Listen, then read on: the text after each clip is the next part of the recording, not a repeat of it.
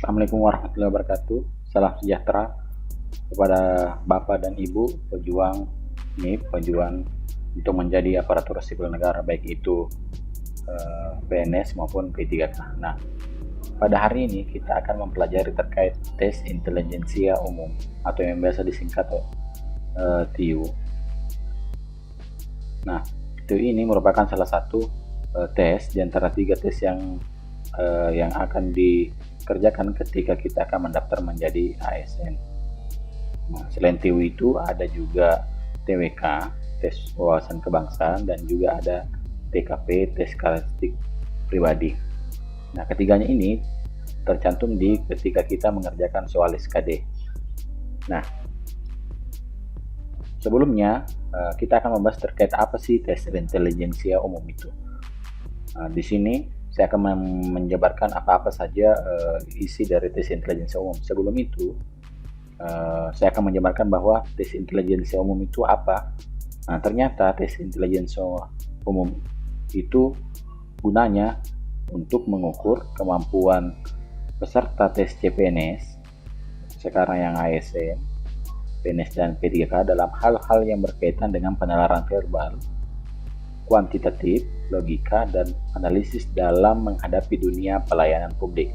Nah, pelayanan publik itu bisa saja di kementerian, lembaga-lembaga nasional, maupun pemerintah tingkat 1, provinsi, dan tingkat 2 yaitu kabupaten dan kota. Nah, ternyata tes intelijensia umum itu ada, saya rangkum di sini menjadi 4 bagian. Yang pertama itu ada penalaran verbal, terus yang kedua itu yang B ini adalah ada penalaran numerikal, terus yang ketiga ini ada penalaran logika deduksi, terus yang terakhir ada penalaran logika analisis. Nah, langsung saja kita akan masuk ke penalaran verbal. Nah, ternyata saya ulangi, di tes intelijensia umum itu terbagi menjadi penalaran verbal, penalaran numerikal. Saya warnai dulu. Nah, penalaran verbal, penalaran numerikal, penalaran logika deduksi, dan penalaran logika analisis. Nah, seperti itu. Nah, sekarang kita masuk ke penalaran verbal. Nah, di penalaran verbal itu pun terbagi menjadi 4 bagian. Nah, jika Bapak Ibu biasa mendengar terkait itu sinonim, nah ternyata sinonim itu masuk di penalaran verbal. Begitu pula dengan antonim masuk di penalaran verbal. Ada juga tes analogi yang masuk di situ juga, dan tentu saja yang terakhir adalah ada tes kelompok kata. Nah, dia masuk ke penalaran verbal. Nah, selanjutnya ada juga yang penalaran numerikal. Nah, yang pertama itu ada tes aritmatika. Terus yang kedua ada tes aljabar. Nah, di sini biasa berkaitan langsung dengan rumus matematika. Terus yang terakhir yang cukup populer untuk yang Bapak Ibu itu tes deret. Jadi cukup 3 saja di penalaran numerikal. Terus di penalaran logika terbagi menjadi, ini ada banyak sampai dengan 7. Yang pertama itu penalaran langsung, yang kedua ini penalaran tidak langsung, yang ketiga ini penalaran transisi, terus yang keempat modus ponens, ini mungkin kata-kata baru yang Bapak Ibu dengar. Yang kelima ada modus tollens, ada yang keenam silogisme, ini mungkin cukup populer di telinga Bapak Ibu. Terus yang terakhir ada dilema.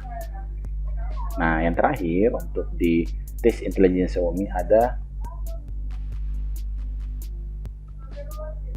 penalaran logika analisis yang hanya terbagi menjadi 2, yaitu struktur soal dan ragam soal. Nah, cukup sampai di situ Bapak Ibu. Mungkin ada beberapa kata-kata yang baru Bapak Ibu dengar. Nah, pertanyaannya adalah dari mana saya mendapatkan turunan dari tes intelijensia umum ini. Nah, yang saya dapatkan ini saya dapatkan dari beberapa sumber. Tentu saja sumbernya dari internet, dan tentu saja dapat dari buku dan pengalaman pribadi saya ketika saya mengerjakan soal CPNS ketika saya melamar menjadi CPNS pada tahun 2014-2015. Dan sembari sampai dengan tahun sekarang 2021, saya tetap memperhatikan soal-soal yang beredar terkait tes intelijensi umum, dan ternyata fakta membuktikan bahwa tes intelijensi umum itu hanya pasti seputar yang A, B, C, dan D ini. Nah, mungkin video di sini cukup sampai di sini. Adapun nanti video selanjutnya kita akan secara rinci akan membahas terkait penalaran verbal dulu, yang akan saya rinci langsung ke tes sinonim, karena tes sinonim juga ini ada beberapa bagian, antonim juga ada beberapa bagian. Jadi masing-masing bagian di penalaran verbal ini, contohnya saja, ada bagiannya tersendiri, A, B, C, sinonim ada bagiannya, antonim ada bagiannya, sampai dengan yang penalaran logika di video nanti, di situ pun ada bagiannya. Jadi sampai jumpa di video selanjutnya, dan jangan lupa subscribe dan dukung channel ini untuk kita bersama-sama belajar dari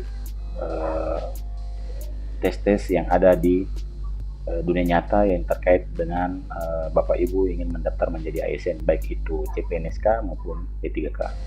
Sampai jumpa di video selanjutnya. Assalamualaikum warahmatullahi wabarakatuh dan salam sejahtera.